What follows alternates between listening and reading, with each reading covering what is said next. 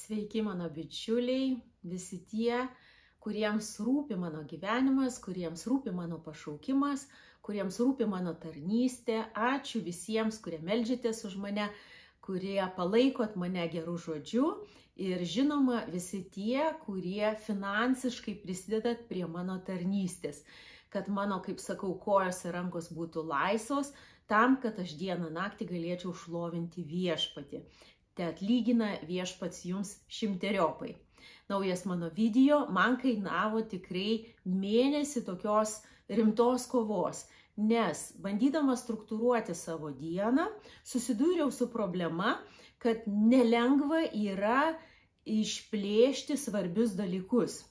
Nes skubus dalykai, klasika, visą laiką suryja tuos, kurie yra svarbus. Jeigu aš sąmoningai nesustabdysiu, jeigu aš sąmoningai neieškosiu būdų, kaip rasti laiko, kaip rasti tą erdvę, kad visi tie svarbus dalykai, kurie man iš tikrųjų svarbus, įvyktų. Tai linkiu ir jums iš tikrųjų sąmoningai žengti žingsnį ir sukurti erdvę, padedant ir pristabdant tuos dalykus, kurie yra skubus. Taigi, kas įvyko per šituos kelis mėnesius, tai pirmiausia mano Izraelio kelionė. Labai džiaugiuosi, kad antrus metus galėjau dalyvauti konferencijoje arba studijų ir maldos savaitėje Izraelyje, Jeruzalėje, kur galėjau labiau bibliškai, politiškai ir dvasiškai išgirsti, kas iš tikrųjų vyksta artimuose rytuose. Ir per šitą studijų savaitę tikrai viešpats kuo toliau, tuo labiau į mano širdį įdeda tą troškimą laiminti ir melstis už išrinktąją tautą, už Izraelį. Ir nepaisant to, kad aš myliu šitą tautą ir iš tikrųjų stoviu kartu su jais, tai nereiškia, kad aš stoviu prieš kažką. Nes krikščionio pozicija neturėtų tokia būti už ir prieš. Mes kovojam ne su žmonėmis, mes kovojam su tamsybėmis ir tamsybių valdžiomis, o žmonės mes stengiamės mylėti. Kartais, aišku, reikia statyti ribas, bet čia kitas klausimas. Taigi, melsdamasi už Izraelį, aš laiminu ir tuos, kurie yra prieš Izraelį. Ir nenoriu būti vienoj ar kitoj barikadų pusėj. Aš esu Dievo pusėj ir tiek man užtenka žinoti. Ne visus politinius dalykus aš iki galo suprantu, ne visiems pritariu, bet tai netrukdo man toliau melstis su šitą tautą. Kas iš to išeis, ar tai yra ilgalaikė perspektyva, ar kažkur viešpats dar ilgiau ir tvirčiau mane įšaknys į šitą tarnystę, laikas parodys. Kol kas aš tiesiog laiminu ir meldžiuosi už Izraelį ir už išrinktąją tautą.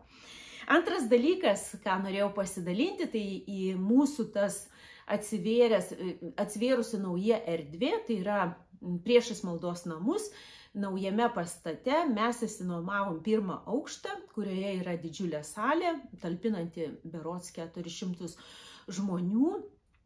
Ir su šitos erdvės atsidarimu, aišku, pasipylė ir visokių iššūkių, kuriuos mes turim kartu įveikti, nes padaugėjo renginių, o žmonių nepadaugėjo, komandos tai nepadaugėjo. Ir tai reiškia, kad reikia naujai struktūruoti, kad visa tai vyktų. Mus tai džiugina, nes kartą per mėnesį mes turim, kaip mes vadinam, mažąją MER konferenciją. Tai yra konferencija, kuri apima ir vaikus, ir paauglius, ir suaugusius žmonės, ir kaip anksčiau būdavo ketvirtadienio vakarai su mokymu ir su šlovinimu, dabar yra šeštadienis, tai yra didysis šeštadienis, pirmas šeštadienis per mėnesį, Big Saturday, kaip pas mus vadinama, ir per tą įvykį ir toliau vyksta programa, ir toliau vyksta malda, ir taip toliau, ir visa tai kainuoja.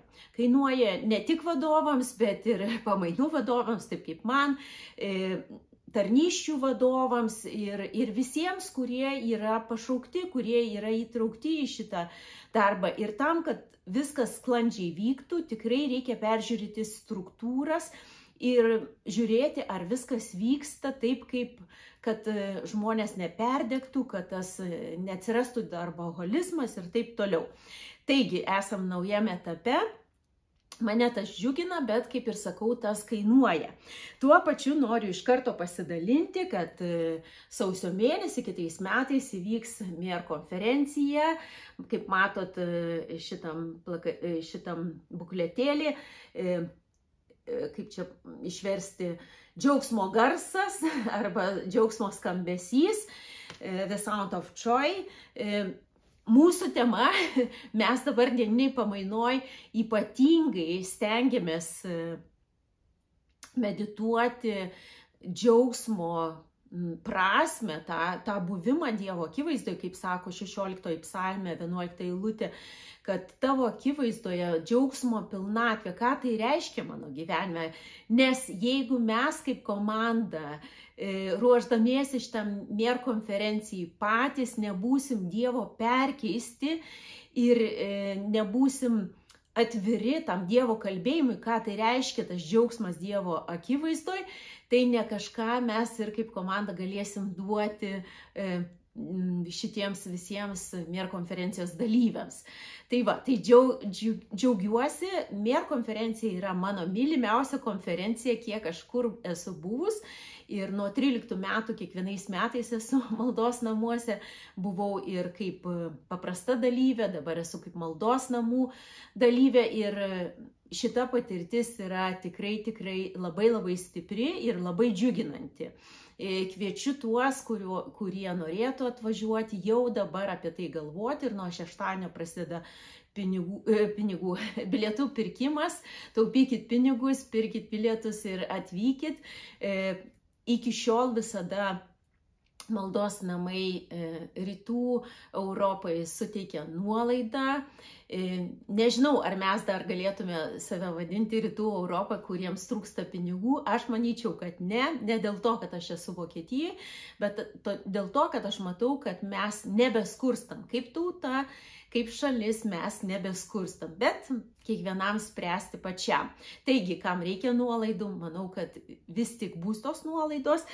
O visiems kitiems tikrai te Viešpats atlygina už jūsų dosnumą. Labai visus kviečiu, atvykit, tikrai gera konferencija. Ypač tuos, kurie dar nebuvo. Žinau, kad kainuoja ir kelionė, ir nakvynė, ir visa kainuoja, bet tikrai verta. Bent jau aš niekada nesigailėjau sudalyvavus MER konferencijai. Toliau, žvelgiant į savo pašaukimą, man Viešpats ir toliau dėlioja ženklus, kad aš ir toliau turėčiau gilintis į dvasinę mokinystę, ką tai reiškia būti Jėzaus mokiniu, ką tai reiškia dieną naktį būti Jėzaus mokiniu ir tuo pačiu, ką tai reiškia, kad iš mokinystės aš turiu peraugti į motinystę, į dvasinę motinystę. Nes jeigu aš neaugu į dvasinę motinystę, tai su mano mokinystė kažkas yra ne taip. Viešpats, aišku, turėjo jaunus mokinius, greičiausiai, tiksliai turbūt ir nežinomės, bet vis tik žvelgiant į patirtį, į Kristaus nuotakos arba Kristaus bažnyčios patirtį, tikrai yra patrauklu, kada suaugę žmonės arba senstantys žmonės dalina savo išmintį, paragina žmonės, padrasina jaunus žmonės, tiki jaunai žmonės, meldžiasi už jaunus žmonės ir jų gyvenimas jau nebesisuka apie juos pačius, bet visą laiką jie kreipia savo jėgas į kažkokią tai tarnystę. Aišku, kad tarnauti galim tik tada, kai esam patys pripilti Viešpaties. Ir tam reikia tikrai geros struktūros. Tam, kad aš kasdieną galėčiau tarnauti, ne tik tai maldos namuose, bet ir jauniems žmonėms ar kitiems žmonėms, aš turiu pirmiausia pati būti pripildyta Viešpaties. Ir tam reikia laiko su Viešpačiu. Savaime šitie dalykai nevyksta. Tai ir toliau tikrai augu skaitydama knygas, gilindamasi, ką Viešpats man sako, klausydama, kokius atsiliepimus apie mane pasako jauni žmonės, kas mane labai labai įkvepia. Ir žiūrėdama, aišku, į savo suklupimus, į savo nuodėmes ir bandydama jų kuo daugiau atsisakyti. Visiškai 100% man to nepavyks, bet turbūt viešpats to ir nereikalauja. Tai va, tai augu ir toliau toj dvasiniai mokinystėj ir motinystėj, nes mane tai džiugina ir galbūt metui atėjus labiau tą dangaus karalystę statysiu ir Lietuvoj. Mano anūkė jau meldžiasi kurį laiką už tai, kad aš grįžčiau į Lietuvą. Jeigu jūs irgi turite šitą idėją, galite ir jūs kartu melstis, nes šiokių tokių svarstymų aš jau turiu. Bet konkrečių dalykų dar kol kas ne.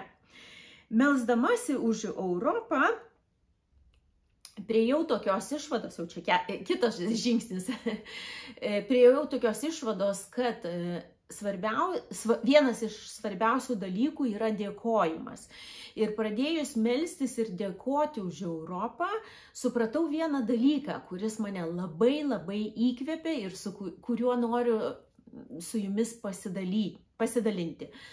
Taigi, svarstydami apie Europą, prisiminiau, kad Europa yra tikrai pastatyta ant kankinių kraujo. Ir tai yra Dievo pagrindas. Tai yra tai, kas mane įkvepia sakyti, kad Europa nesugrius, nepaisant kokios ideologijos čaižo Europą, kaip Kristaus nuotaka, bet tai, kad tas pamatas buvo Kristaus pamatas ir kad tas pamatas kainavo tūkstančius kankinių, man teikia viltį. Man teikia viltį ir žinojimą, kad viešpats Europos nepamiršo, kad jisai ir toliau stato savo dangaus karalystę per mūsų šalis.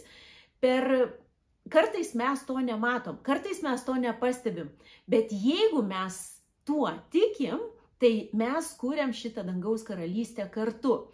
Ir labiausiai turbūt mane įkvėpusi vieta yra apreiškimas Jonui ir aš noriu pabaigai jums kartu paskaityti. Jūs turbūt žinot šitą vietą, bet aš manau, kad pakartojimas, kaip sakant, nepakenks. Taigi, apreiškimas Jonui 7 skyrius. Viso neskaitysiu, gal sutrumpinta, kada visi tie šventieji ir vyresnieji šaukė viešpačiui amen, palaima ir šlovė, ir išmintis, ir padėka, ir garbė, ir galybė, ir stiprybė mūsų Dievui per amžius amen. Ir toliau. Tuomet vienas iš vyresniųjų ėmė man kalbėti. Kas tokie yra, iš kur atėjo tie apsivilkę baltais drabužiais? Aš jam atsakiau, mano viešpatie, tu žinai.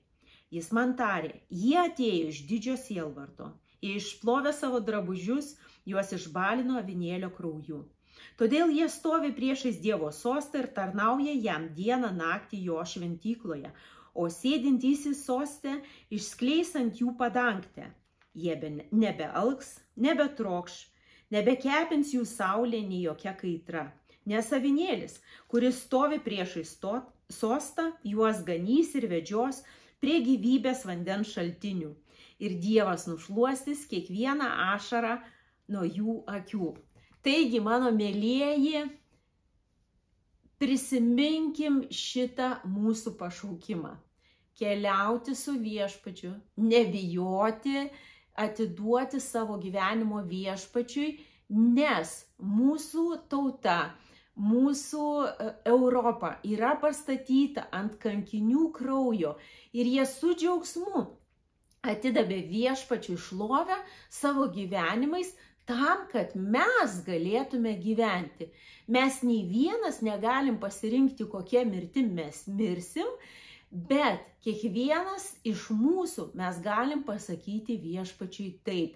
Ir kiekvienas iš mūsų mes galim prašyti šventosios dvasios jėgos ten, kur mums jos trūksta. Taigi būkit palaiminti viltimi ir jeigu sugalvosit atvažiuoti į MER konferenciją, labai labai džiaugsiuos. Tarp kitko, neužilgo prasidės reklama spalio mėnesį 17, 18, 19 dieną Johannes Hartl bus Lietuvoje. Sekit informaciją ir dalinkite su kitais. Tebūna viešpats su jumis, jūsų Neringa.